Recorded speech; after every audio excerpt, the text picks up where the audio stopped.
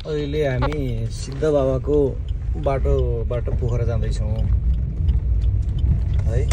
सिद्ध बाबामा सुरुङ मार्ग बनायो भनेर एकदमै धेरै चर्चा छ के। सबैजनाले कतिपय त यो ठाउँ पक्कै पनि देखिसक्नु भएको छ है। सिद्ध बाबामा सुरुङ मार्ग बन्दैछ, त्यहाँबाट अब एकदमै राहत हुँदैछ भने यसलाई ढुङ्गा खसी ठाउँहरूमा सुरुङ मार्ग कहीँ छैन है। अब बाटो यस्तै छ। यहाँ पोखरा हामी जाँदैछौँ। मोटामोटी बुटोल वरिपरको धेरै लगभग सबै साथीहरूलाई यो विषय थाहा नै छ होला। तर सिद्ध बाबामा सुरुङ मार्ग बन्दैछ, जनजीवन एकदमै सहज हुँदैछ भन्ने हिसाबले बाहिर जसरी प्रचार गरिएको छ।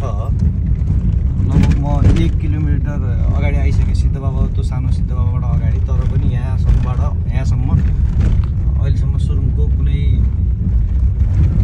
देखिँदैन है। कस्तो तरिकाले बजेटलाई एउटा नाम जस्तो पोखरा विमानस्थल बनाउने भनेर विमानस्थल कम्प्लिट भयो 2 वर्ष भइसक्यो। अहिलेसम्म एउटा जहाज उडिरहेको छैन। अरबौं रुपियाँ राज्यलाई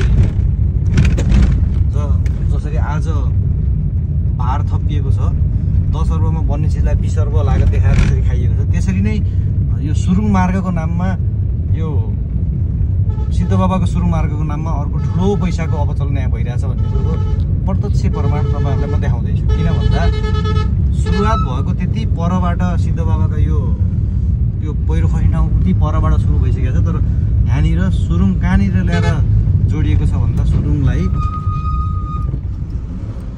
त्यो यस्तो तरिकाले टिप्परले पेल्छन् कि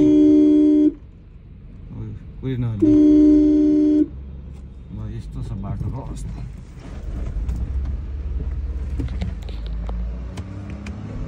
बाटोको अवस्था यस्तो छ, चलाइ यस्तो छ। टिप्परहरूको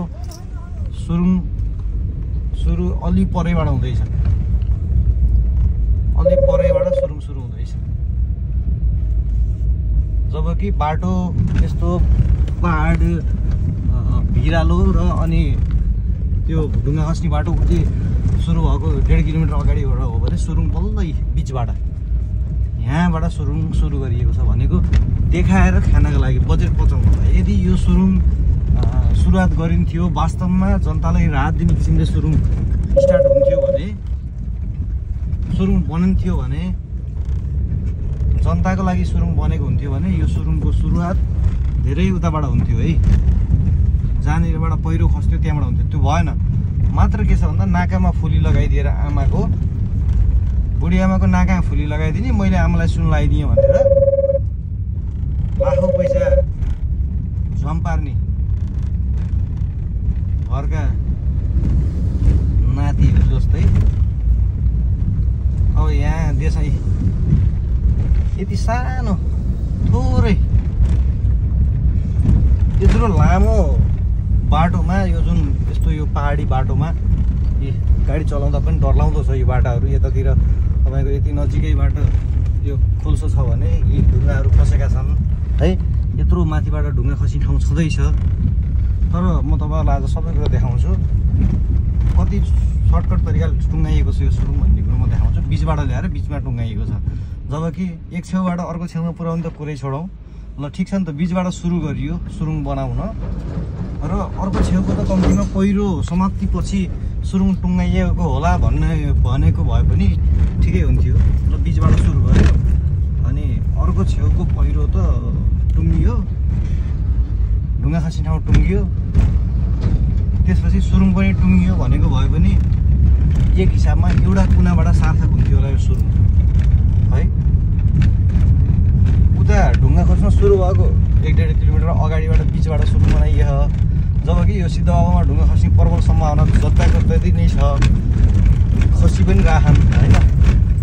अर्को कुरा भनेको बिचबाट सुरु गरेर बिचमा टुङ्गाइएछ कि। यो कस्तो भन्दा देखाउने सुरुङ मार्ग भन्ने बजेट देखाउने, बजेट डबल त्रिबल पचाइदिने, मान्छेलाई ल हाम्रो सरकारले सुरुङ बनायो, केपीबाले सुरुङ बनायो, अथवा एउटा ल हेर्नुहोस् विकास भनेको यस्तो भनेर देखाउनको लागि सुरुङको सानो टुक्रो देखाइदिने, तर विकासको लागि होइन कि। उनीहरू यिनीहरूले पैसाको अपचलनको लागि सुरुङ बनाएछन्, यो विकासको गरेको देखाएछन् भन्ने कुराको प्रमाण म आज तपाईँहरूलाई जब हेर्नु भएको छ भिडियो यहाँ चाहिँ प्रष्टै देखाइदिन्छु। किन भन्दा कतिपयलाई के हुनसक्छ भन्दा सबैजनाले त देख्नु भएको नहुनसक्छ सिद्ध बाबाको अवस्था, सुरुङ मार्ग बन्दैछ अरे भन्नेको अवस्था होइन। त्यो हुँदाखेरि राम्रोसँग म देखाउँछु। अब बाटाघाटाहरू यस्तो छन् नि, माथिबाट हेर्ने हो भने जतिसुकै ढुङ्गा खसिरहेको हुन्छन्, जतिसुकै ढुङ्गा खसिरहेको हुन्छन्। यस्तो बाटाहरू छन् कि कुन बेला को ढुङ्गाको निशानीमा पर्छ भन्ने कुरै थाहा छैन।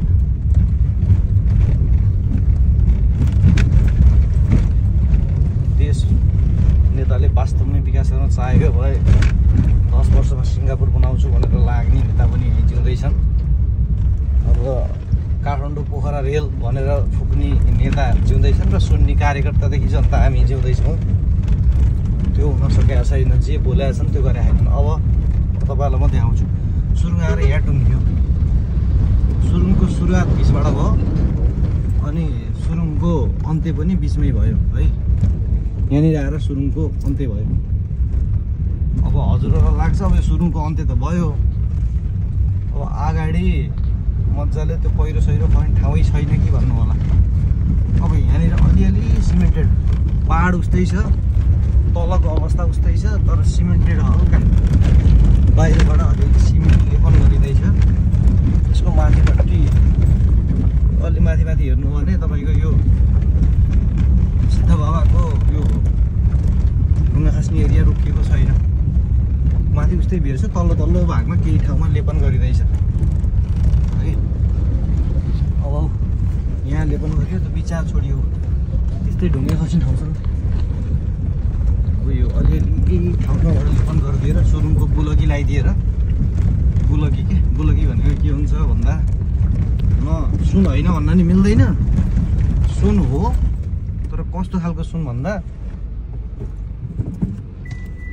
बुलकीको सुन भनेको भोलि पगालेर बेच्ने बेलामा पूर्ण रूपमा त्यसलाई सुनो भन्न सकिँदैन। पगालेर बेच्दाखेरि देखिएको साइजभन्दा आधी आउँछ क्या, त्यस्तो हुन्छ बुलकी हो। त्यस्तो खालको सुरुङ बनाएर गराउनको लागि सुरुङ बनायो भन्ने, तर देखिनको लागि चाहिँ सुन देखिए तापनि त्यो सुन पगाल्ने बेलामा सुनभन्दा बढी पित्तल हुन्छ नि हो। त्यस्तै गरेर अहिलेको यो सुरुङ मार्ग भनेको देख्नका लागि सुरुङ, तर बाटो यति साँघुरो छ, अगाडि पछाडि यसरी पेलेर हिँड्छन्। देख्नका लागि सुरुङ, तर त्यो सुरुङबाट पूर्ण यात्रा, यो सुरुङ मार्ग हुँदै गएर सुरक्षित यात्रा भन्नेको अवस्था देखिँदैन। किन भन्दै यहाँ केही भएको छैन है, माथिबाट पहिरो पर्ने ठाउँ छँदैछ। अब अलिअलि यसो सिमेन्ट लाउनलाई यतिको भागमा सिमेन्ट लाउँदैछ, यता चाहिँ सिमेन्ट लाउँदैछन् है। तर कस्तो भन्दा यही बाटो सुरुवात उता अलि अगाडि 1.5 किलोमिटर 1 किलोमिटर अगाडिबाट सुरुवात गरिदिएर यो 1.5 किलोमिटर उताबाट अन्त्य गरिदिन्थ्यो भने केही पनि हुन्थ्यो नि। माथि पहाड जस्ताको तस्तै छ, ढुङ्गा खस्ने ठाउँहरू जस्ताको तस्तै छन्। तपाईँहरू देख्न सक्नुहुन्छ बाटो उस्तै साँघुरो छ, तर सुरुङको अन्त्य चाहिँ भइसक्यो भनेको हो। कोही मैले अघि भने नि तपाईँहरूलाई, बाहिरबाट हेर्दाखेरि मजाको सोबाकी भन्छन् क्या, सोबाकी छड्के तिलहरीमा के हुन्छ भन्दा देख्दा सुनैले पनि हुन्छ, तर छड्के तिलहरी पगाल्ने हो भने त्यो देखिएको भन्दा धेरै कम हुन्छ नि, केही चिन्दैन। यो सुरुङ छड्के तिलहरी हो, देख्दा सुरुङ, त्यसपछि पहाड पहिरो यथावतै छ।